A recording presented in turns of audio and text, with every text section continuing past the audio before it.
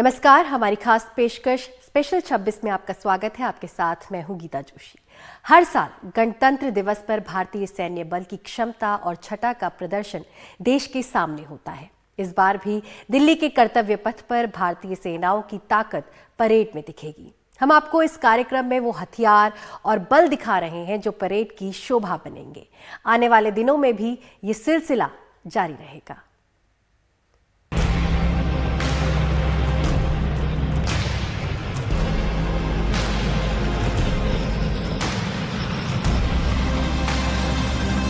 आज हम बात कर रहे हैं उस टैंक की जो भारतीय सेना को अलग सी ताकत देता है। यह है T-90 टैंक, जिसे भीष्म के नाम से जाना जाता है।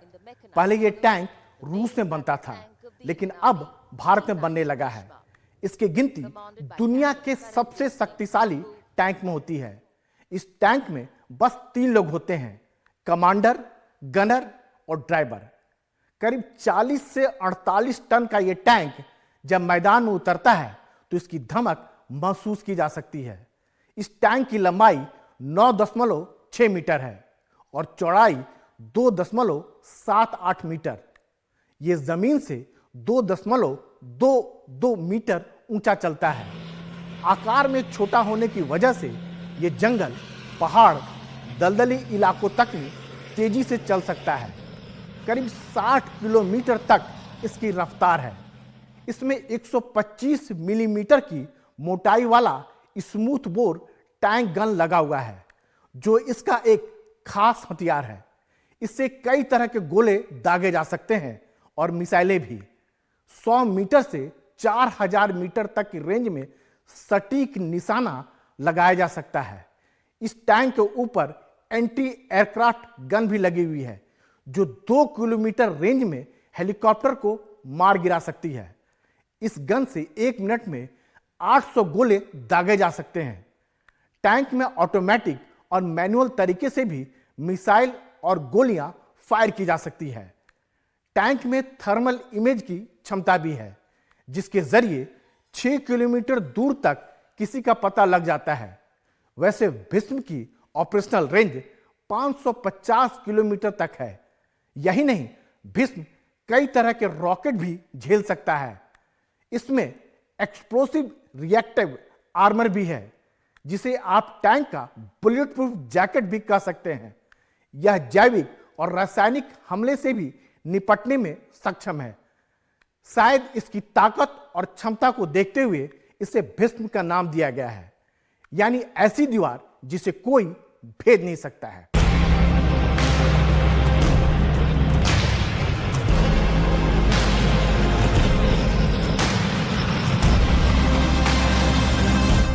वहीं गणतंत्र दिवस परेड की शान होता है रफाल। ये हमारी सरहद को अभेद्य बनाता है।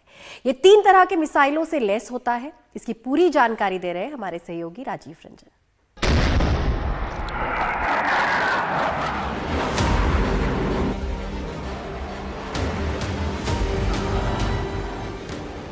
रफाल की चर्चा आपने सुनी तो खूब होगी, लेकिन इस फ्रेंच लड़ाकू विमान के बारे में कई दिलचस्प जानकारियां हम आपको दे रहे हैं। रफाल एक फ्रांसीसी शब्द है, जिसका मतलब है आंधी या हवा का झोंका। एशिया का यह सबसे ताकतवर लड़ाकू विमान वाकई किसी आंधी की तरह उड़ता है। यह वह विमान है जिसने भारत की सरहदों को अभेद बनाया है। जो कुछ विमान हमारे गणतंत्र दिवस परेड की शान होते हैं, उनमें रफाल सबसे आगे है। आसमान को जब यह चीरकर बढ़ता है तो इसे देखना रोमांचक होता है। इसकी गर्जना भी लोगों के कदम रोक लेती है। साल 2019 में इसे भारतीय वायुसेना में शामिल किया गया। यह 4.5 पीढ़ी का डबल इंजन वाला लड़ाकू विमान है। रफाल इसलिए भी खास है कि यह एक साथ कई रोल निभा सकता है। हवा में चौकसी करने के अलावा यह दूर तक घुसकर मार कर सकता है। यह न्यूक्लियर हथियारों को ले जाने में भी सक्षम है। रफ्तार है इसकी करीब 1400 किलोमीटर प्रति घंटा। इसमें 14 हार्ड पॉइंट बने हुए हैं। इसमें जरूरत के हिसाब से मिसाइल, बम या फिर रॉकेट लगाए जा सकते हैं। यह 9 टन से ज्यादा पेलोड लेकर जा सकता है। इसे आप सही मायने में गेम चेंजर भी कह सकते हैं। रफाल में 3 तरह की मिसाइलें हैं। हवा से हवा में मार करने वाली मिटियोर मिसाइल, हवा से जमीन में मार करने वाली स्कल्प मिसाइल और तीसरी है देसी मिसाइल अस्त्र। दुनिया की सबसे घातक कही जाने वाली मिटियोर मिसाइल की रेंज है 150 किलोमीटर, तो स्कल्प की रेंज है करीब 500 किलोमीटर, जबकि अस्त्र एक ऐसी मिसाइल है जो किसी भी तरह की रेंज में हमला करने में सक्षम है। वह 10 किलोमीटर से लेकर 110 किलोमीटर तक मार करने में सक्षम है। भारतीय वायुसेना में फिलहाल रफाल के 2 स्क्वाड्रन हैं जो देश की उत्तरी और पश्चिमी सीमाओं की सुरक्षा के लिए तैनात हैं। अपनी पहुंच और मारक क्षमता की वजह से रफाल भविष्य के युद्ध में अहम भूमिका निभाएगा। सच कहें तो रफाल के आने से भारतीय वायुसेना की युद्धक क्षमता कई गुना बढ़ गई है। पाकिस्तान और चीन जैसे पड़ोसी देशों को भी भारत की इस बढ़ी हुई वायु शक्ति का एहसास है।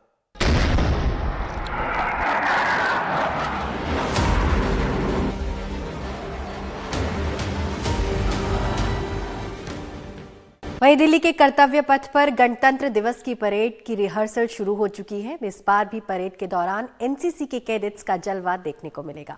सेना और पैरामिलिट्री के शानदार परेड के बीच एनसीसी कैडेट्स क्यों सबका ध्यान खींचते हैं और कैसे एक एनसीसी कैडेट का सपना कर्तव्य पथ की परेड में शामिल होकर पूरा होता है, एनसीसी और कैडेट्स की पूरी यात्रा के बारे में विस्तार से बता रहे हैं हमारे सहयोगी राजीव रंजन।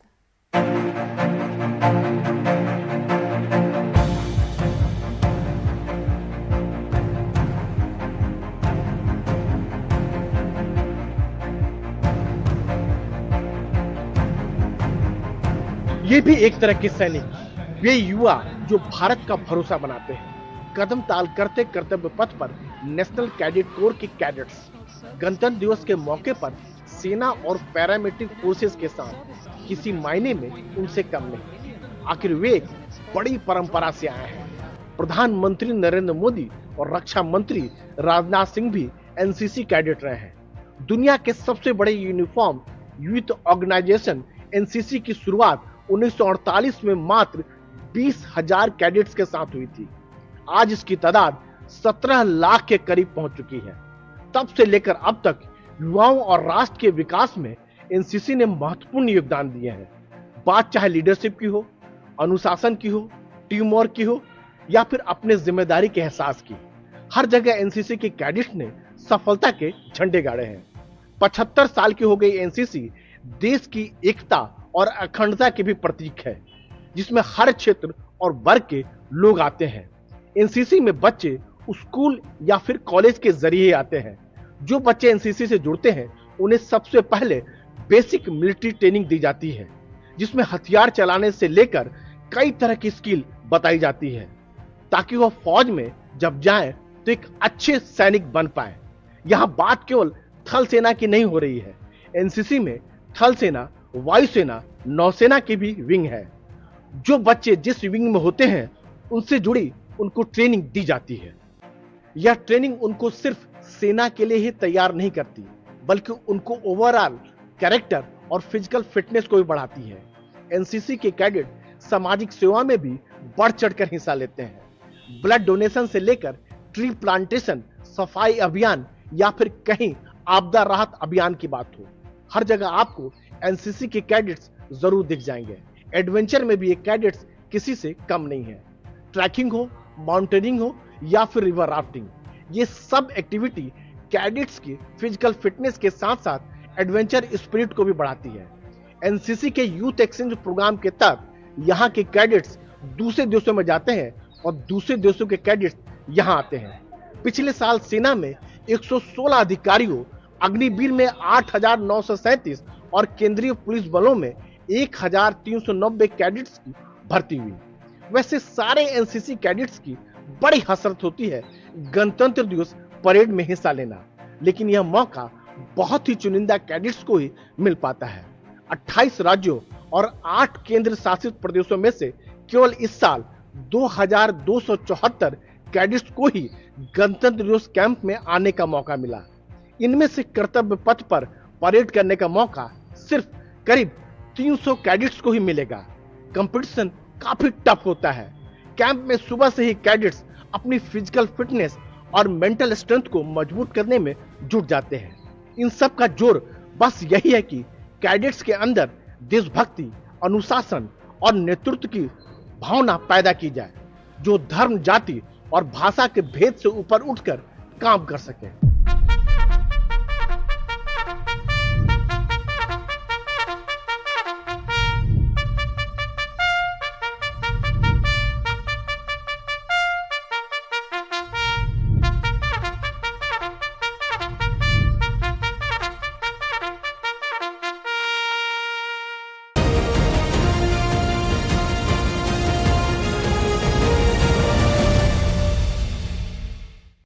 गणतंत्र दिवस परेड में सेना का प्रचंड भी दिखेगा। देश में बने multi role light attack helicopter का दमखम भी दिखेगा। आखिर क्यों इसे दुनिया के बेहतरीन अटैक हेलीकॉप्टर में शुमार किया जाता है, बता रहे हमारे सहयोगी राजीव रंजन।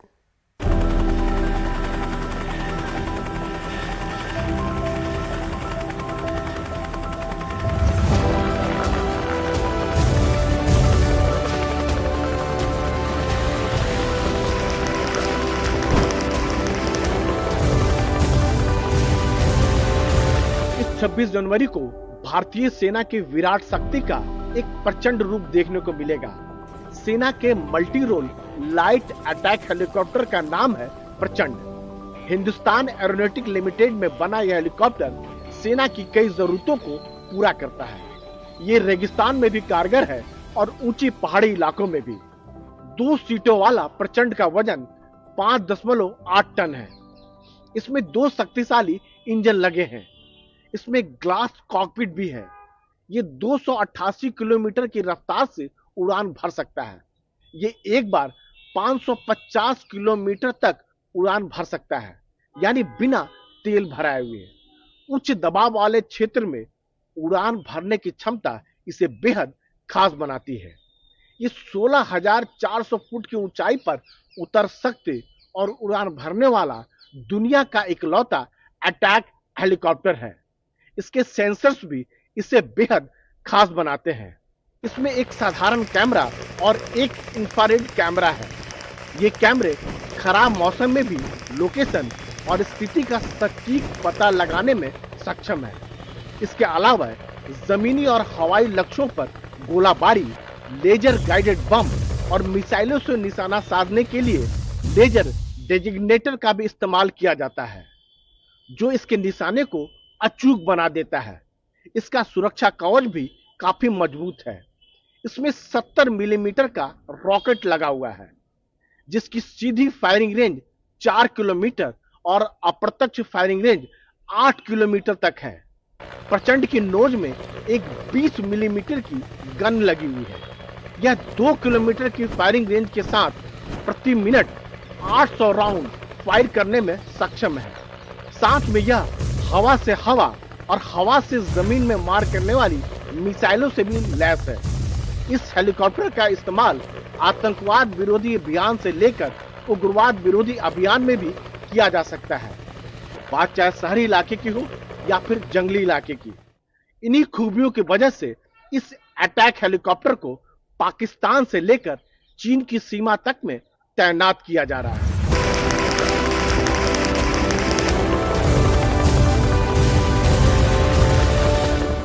गणतंत्र दिवस के मौके पर कर्तव्य पथ पर आपको सबसे बड़ा विमान उड़ान भरता दिखे तो समझ जाइए वो C-17 ग्लोब मास्टर है। क्या खास है इसमें, देखिए गणतंत्र के स्पेशल 26 में।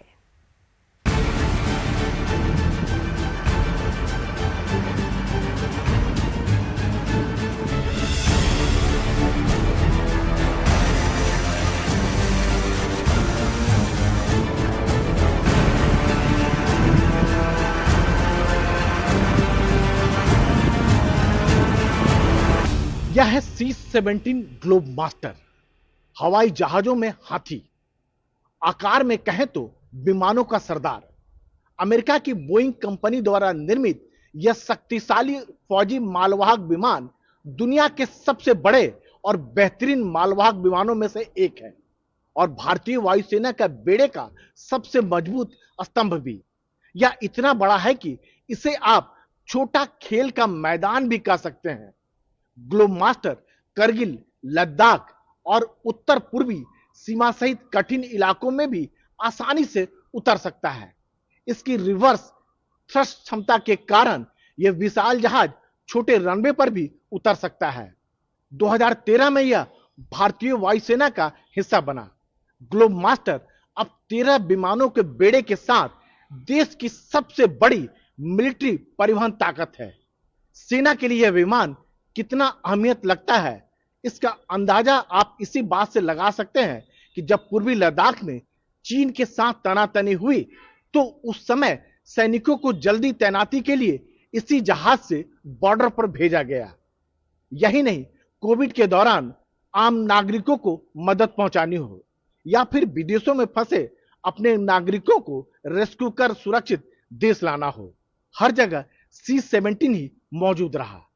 4 इंजन वाला यह विमान करीब 77 टन पेलोड उठा सकता है। लगभग 53 मीटर लंबे इस विमान के विंग समेत चौड़ाई 52 मीटर और ऊंचाई 17 मीटर है। 950 किलोमीटर प्रति घंटा की उड़ान भरने वाला यह जहाज 28,000 फीट की ऊंचाई तक उड़ने में सक्षम है।